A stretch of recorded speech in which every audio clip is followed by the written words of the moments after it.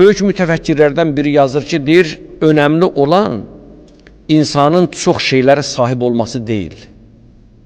Bir daha təkrar edirəm.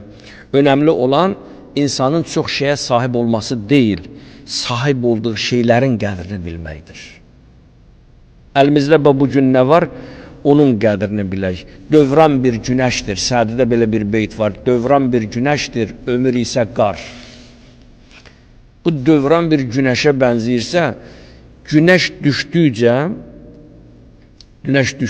düşdükcə bu qarı əridməyə məhkumdur. Qarı əridəcək. Ömür də belədir. Hər bir gün, hər bir saniyə, hər bir addım bizi ölümə tərəf aparır. Ömrümüzün bərəkəti gedir. Böyük mütəfəkkirlərdən biri yazır ki, deyir, önəmli olan insanın çox şeylərə sahib olması deyil. Bir daha təkrar edirəm.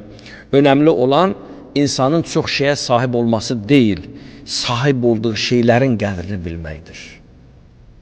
Əlimizdə bu gün nə var? Onun qədrini bilək. Dövran bir günəşdir. Sədidə belə bir beyt var. Dövran bir günəşdir, ömür isə qar. Bu dövran bir günəşə bənzəyirsə, günəş düşdükcə